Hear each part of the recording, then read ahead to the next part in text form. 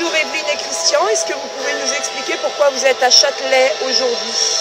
Nous sommes à Châtelet aujourd'hui, bonjour, pour justement nous montrer notre désarroi face à ce qui se passe pour notre fille qui nous a été enlevée par l'ASE suite à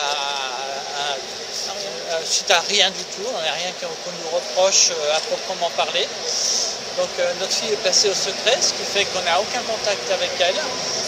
On ne sait pas où elle est, et ni comment elle va. On est en procédure judiciaire actuellement pour essayer de la récupérer. On va passer en appel. On n'est pas sûr que la justice fasse quoi que ce soit de positif. Et puis voilà.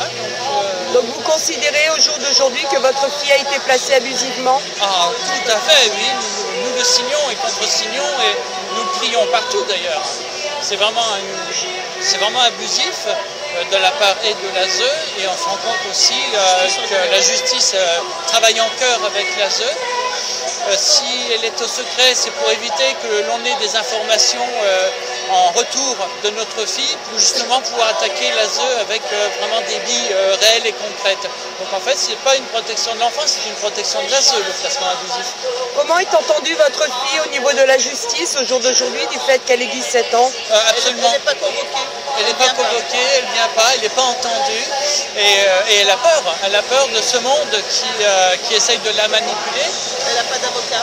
Elle n'a pas d'avocat. On a même le droit... on n'a pas le droit de lui en prendre un. Oui, on n'a pas le droit de lui en prendre un parce que c'est comme si on se battait contre nous-mêmes, donc ça n'a pas de sens. Et les défenseurs des droits, ils sont avertis mais ils ne bougent pas. Ça fait 6 mois qu'ils sont endormis sur leur siège. Je ne sais pas ce que fait M. Jacques Toubon, mais enfin voilà, quoi, rien ne bouge. Christian et Evelyne, pardon. Pour beaucoup de professionnels, que ce soit dans le cadre, dans le domaine de l'enfance, également du domaine juridique, et des élus, des politiques, beaucoup savent ce qui se passe à l'heure actuelle sur les placements abusifs d'enfants. Est-ce que vous le confirmez aujourd'hui? Non seulement je le confirme, mais même quand on voit la réaction des élus, ils se cachent à chaque fois qu'on va essayer de les interpeller. J'y suis allé samedi voir un conseiller, c'était une conseillère parlementaire. Elle m'a dit surtout, il faut que je fasse rien, parce que déjà eux ils peuvent rien faire. Et ils se justifient par une séparation des pouvoirs entre l'État et les aides sociales, entre la justice également. Donc en fait, ils nous font rien parce qu'ils nous disent qu'il n'y a rien à pouvoir faire. Donc on est quelque part bloqué. On est dans une situation bloquée où personne ne peut rien faire. Parce que en fait, ils sont derrière tout ça et donc ils ne veulent pas qu'on sache qu'est-ce qu'ils font réellement. Ils se cachent en fait de tout ça. En fait, les enfants placés rapportent de l'argent. Les enfants placés rapportent de l'argent, je dirais au bas mot autour de 7 000 € par mois. Et c'est placement d'enfants.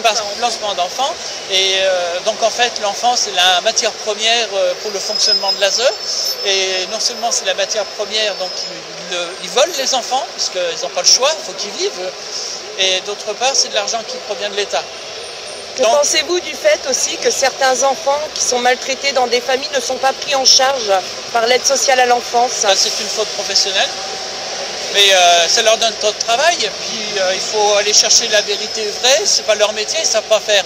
Eux savent que voler. C'est plus facile de prendre les noms. C'est plus facile de prendre les enfants là où tout va bien.